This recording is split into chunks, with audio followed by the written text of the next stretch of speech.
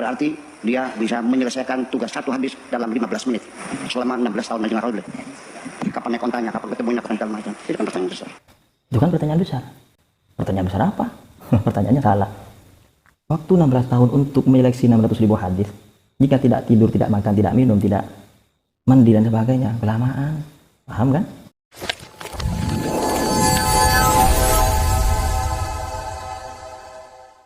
Assalamualaikum warahmatullahi wabarakatuh. Berjumpa lagi di channel An-Nasihin Belega. Ada seorang tokoh yang cukup terkenal dan fenomenal.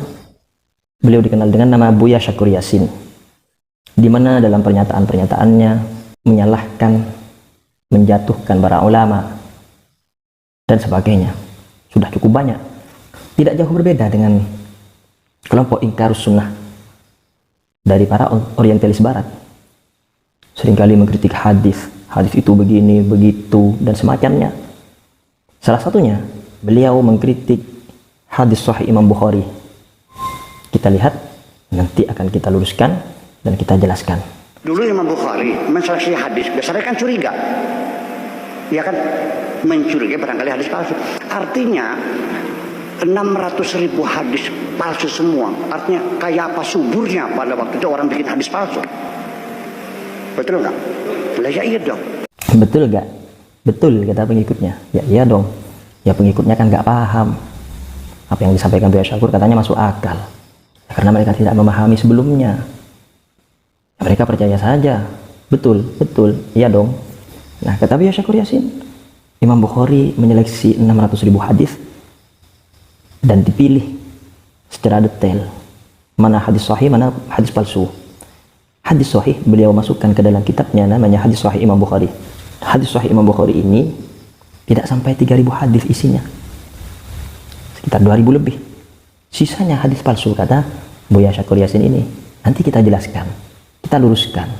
Kok salah begini pemahamannya? Yang disampaikannya kepada orang-orang awam, mereka tidak tahu apa-apa. Masuk akal kata mereka. Kemudian Buya Syakur Yasin membuat hitung-hitungan. Yang hitung-hitungannya pun sangat-sangat salah. 600.000 hadis diseleksi secara cermat dalam 16 tahun. Yuk kita ngitung, 600.000 dibagi 16 tahun, berapa setahunnya? 37.500. Nah, dibagi 12 bulan, 3.000. 125. Dibagi 30. 104. Sehari dibagi 4. 4,3 sekian. 4,3. 1 jam tuh. Berarti dia bisa menyelesaikan tugas satu hadis dalam 15 menit selama 16 tahun aja nggak boleh. Kapan naik kontanya, kapan ketemunya, kapan segala macam. Itu kan pertanyaan besar. Itu kan pertanyaan besar. Pertanyaan besar apa? Pertanyaan besarnya salah. Pertanyaannya salah. Hitung-hitungannya pun lucu. 600.000 hadis diseleksi selama 16 tahun. Jadi 600.000 hadis dibagi 16 tahun, dibagi 12 bulan, dibagi 30 hari, dibagi 24 jam. Hasilnya satu hadis berarti 15 menit. Diseleksi oleh Imam Bukhari.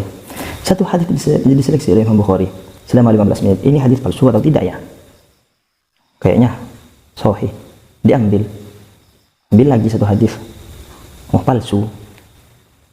Setelah itu 15 menit terlalu cepat kata Buya Syakur untuk menyeleksi satu hadis ini sahih atau tidak. Ya kalau caranya begitu ya iya. Caranya salah.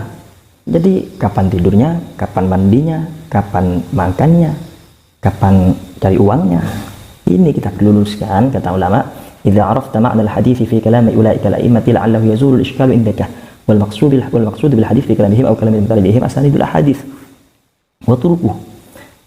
Anda fahami dulu yang namanya hadis dalam perkataan ulama, dalam istilah ilmu hadis ini itu adalah jalur sanad hadis. Jadi jalur sanad hadis itu disebut dengan satu hadis. 2 jalur sanad hadis disebut dengan 2 hadis. 10 jalur sanad hadis disebut dengan 10 hadis. Contohnya hadis Nabi Muhammad SAW yang berbunyi man kadzaba alayya muta'ammidan falyatabawwa maq'adahu finnar. Barang siapa yang berdusta atas namaku, maka dia harus bersiap untuk bertempat di neraka. Hadis ini diriwayatkan oleh 70 sahabat, disampaikan oleh satu sahabat kepada banyak muridnya dari para tabi'in. Kemudian dari para tabi'in disampaikan lagi kepada muridnya, dan begitu seterusnya. Jadi satu redaksi hadis itu bisa memiliki jalur sanad yang ratusan, bisa sampai ratusan sanad satu redaksi hadis. Jadi disebut dengan mutawatir. Hadisnya banyak memiliki jalur dari para ulama, dari para sahabat. Nah, jadi 600.000 hadis itu yang dimaksud adalah 600.000 jalur hadis, jalur sanad hadisnya. Oh, ini melalui imam ini, dari imam ini, dari imam ini, dari imam ini, dari sahabat ini, dari Rasulullah. Paham? Nah, kemudian perlu Anda ketahui, Imam Bukhari ini beliau belajar hadis di usia 10 tahun. Beliau di usia 10 tahun itu sudah sangat memahami, mendalami hadis meskipun masih kecil. Toh banyak sekarang kita lihat anak-anak yang jenius, anak-anak yang sangat cerdas.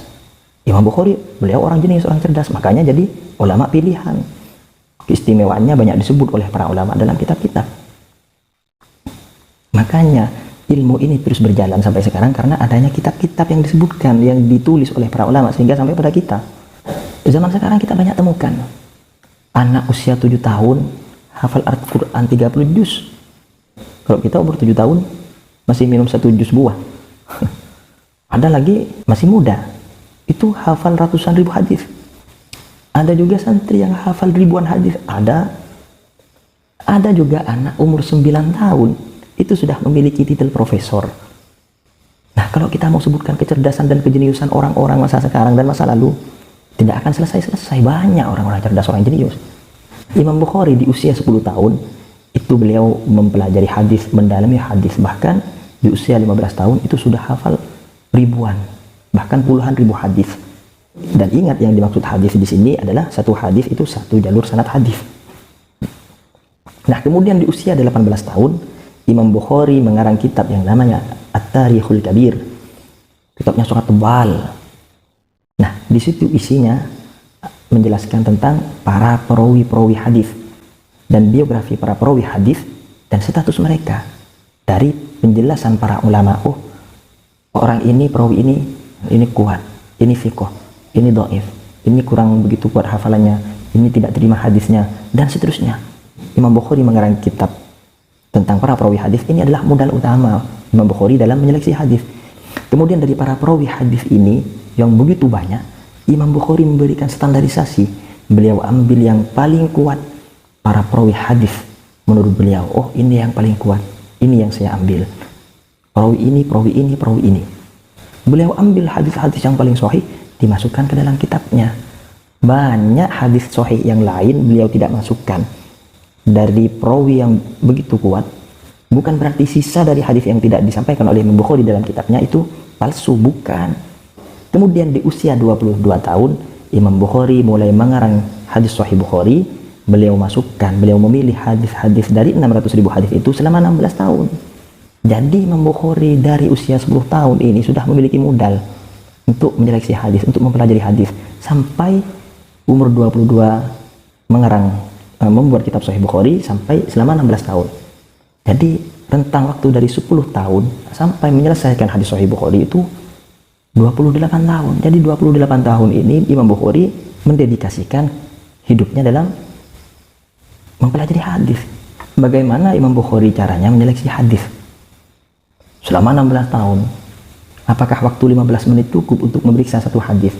Itu jika Imam Bukhari tidak makan, tidak minum, tidak tidur, tidak mandi, dan tidak sebagainya.